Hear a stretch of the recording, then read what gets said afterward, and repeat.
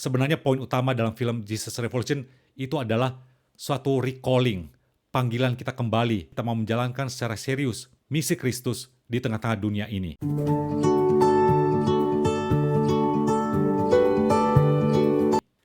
Salam Inspironi. Saya ingin merespon kritikan yang bertubi-tubi yang datangnya dari akun Instagram Cross Clarity, akun Kristen yang mengkritik secara keras dan tajam film Jesus Revolution.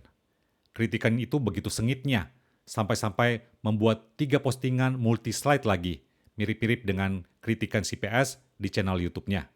Saya jadi teringat adegan dalam film Jesus Revolution, yaitu ada adegan di mana ada orang tua yang walk out dari gereja waktu melihat ada kaum hippie yang eksis, yang nongol dalam gereja itu. Ya kurang lebih demikianlah respon dari si Cross Clarity plus Pace tersebut dengan melihat fenomena dari film Jesus Revolution. Menurut saya, Cross Clarity ini nggak fair. Pemahamannya sebenarnya masih parsial, kurang riset dan kurang berbasis data.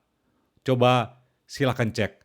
Ada buku judulnya God's Forever Family dari seorang pakar sejarah agama Amerika namanya Larry Eskridge. Dia adalah dosen di Wheaton College, perguruan tinggi Injili atau Evangelical ternama di Amrik.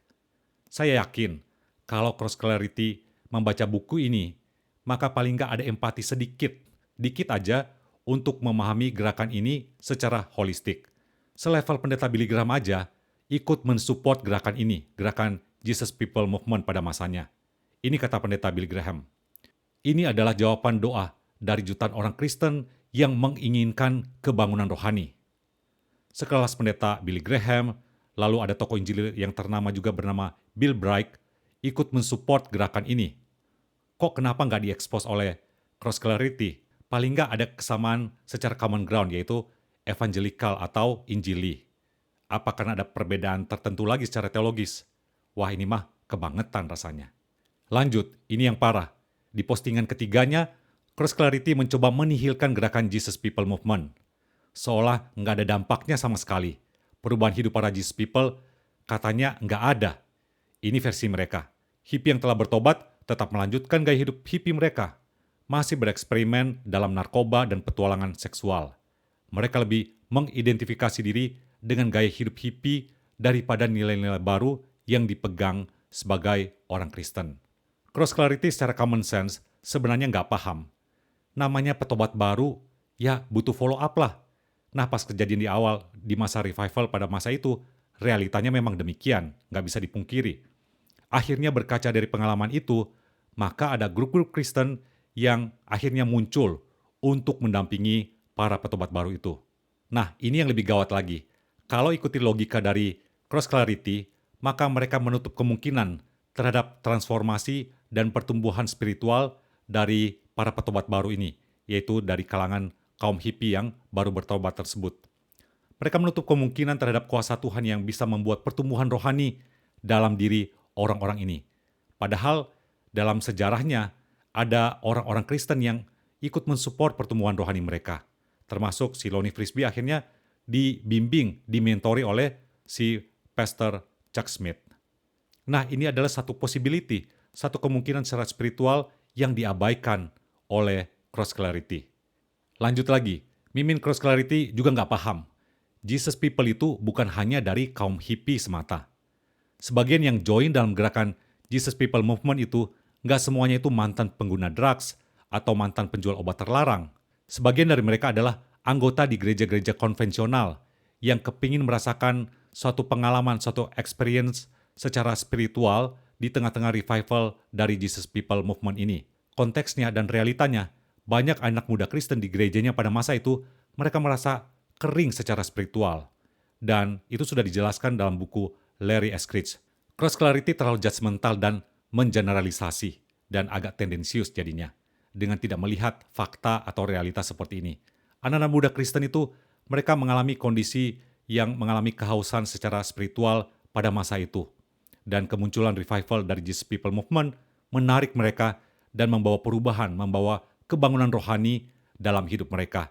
Cross Clarity juga nggak paham peranan dari kaum evangelical atau kaum Injili dalam gerakan Jesus People Movement.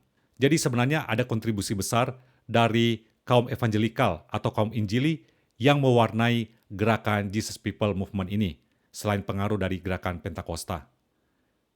Dari pihak evangelikal atau kaum Injili, menanamkan otoritas firman Tuhan, serta pengajaran yang solid dengan firman Tuhan dan penjelasan ayat demi ayat dengan pembacaan yang teliti, disertai pemahaman serta aplikasi firman Tuhan yang praktis. Singkatnya, kaum evangelikal itu ikut mewarnai dan mengawal gerakan Jesus People Movement ini. Sumbernya dari Talbot Magazine, majalah dari Biola University. So, gerakan Jesus People Movement membawa pengaruh yang sangat besar mulai dari penginjilan di Amerika, plus membawa perubahan dalam worship, dalam ibadah yang melibatkan musik yang atraktif, serta menarik para anak muda. Nah, balik lagi ke IG-nya Cross Clarity. Saya melihat, saya menganalisis, nampaknya miminnya menganut paham atau menganut teologi reform. Saya juga studi dan paham teologi itu. Cross Clarity itu sebenarnya percaya bahwa di dalam kedaulatan Allah, Tuhan bisa memakai siapapun, bahkan di dalam keterbatasan, di dalam kelemahannya, untuk menyatakan misi, maksud, dan rencana Allah, tujuan Allah. Jejak di Alkitab menunjukkan Tuhan memakai Daud, Tuhan memakai Simpson, yang punya kelemahan secara karakter, secara moral. Tuhan memakai Petrus, yang sampai 3 kali dia menyangkal Tuhan Yesus. Lantas kenapa sulit menerima sosok Lonnie Frisbee yang di dalam segala keterbatasan, di dalam segala kelemahannya, untuk Tuhan pakai kalau sama-sama percaya kedaulatan Allah. Bahkan Tuhan juga memakai Pastor Chuck Smith, dia juga bukan orang yang sempurna. Di dalam segala keterbatasannya pun dipakai Tuhan untuk ikut mereka mengambil bagian, berkontribusi dalam revival pada masa itu. Tuhan bisa memakai siapapun, termasuk Anda dan saya dan kita semua yang memiliki banyak kelemahan dan keterbatasan. Kita nggak bisa membatasi kedaulatan Allah itu yang mau bekerja sesuai dengan rencana, tujuan, dan misinya di tengah-tengah dunia ini. Teologi reform juga sangat menekankan soal cultural mandat, mandat budaya. Nah, mandat budaya itu juga termasuk apa? Termasuk bagaimana orang Kristen bisa menjadi garam dan terang di dalam dunia ini, yaitu melalui media, salah satunya juga melalui film. Loh, kenapa kok nggak ada apresiasinya si Mimin Cross Clarity ini dengan kehadiran film rohani macam Jesus Revolution? Malah dikritik habis sana-sini, ya, dibabat habis, dan hanya menyisakan secuil apresiasi di akhir dari postingan ketiga dari kritikan keras mereka. Lalu bicara soal misi, apalagi? Sama-sama sebenarnya dari semua denominasi itu sebenarnya memiliki common ground untuk melihat misi ini sangat penting sebagai satu mandat dari Tuhan, satu mandat di dalam mandat amanat agung dari Tuhan. Tapi ternyata Cross Clarity nggak melihat secuil pun akan hal ini. Padahal melalui film Jesus Revolution, ketika itu viral, dibahas di sosial media, ini bisa menjadi pemantik untuk memulai percakapan atau sharing tentang Injil atau tentang gospel kepada orang yang bukan Kristen. Lihat saja respon positif dari akun-akun yang mereka mengklaim dirinya Muslim, tapi mereka ikut menikmati film ini, bahkan memuji film ini. Nah, penasaran kalau orang-orang ini ketemu dengan Mimin Cross Clarity, habis sudah, selesai, ya, atau awkward jadinya. Sebenarnya poin utama dalam film Jesus Revolution itu adalah suatu recalling, panggilan kita kembali untuk kita benar-benar kita memikirkan, kita mau menjalankan secara serius misi Kristus di tengah-tengah dunia ini. Sebagai murid Kristus, adakah kita melihat kebutuhan dari generasi muda, Gen Z, yang mereka struggle dengan segala pergumulan, segala isu-isu yang mereka hadapi, dan adakah sebagai orang Kristen, sebagai gereja, memikirkan strategi yang tepat untuk menjangkau mereka?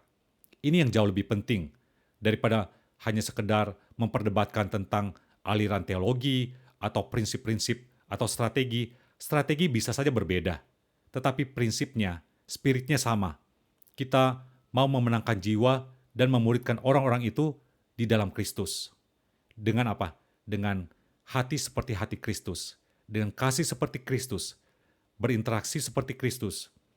Dan tujuannya adalah apa? Supaya orang itu dan kita semua menjadi serupa Kristus. Jangan jadi seperti orang Farisi. Oke, demikian sharing saya dalam video ini.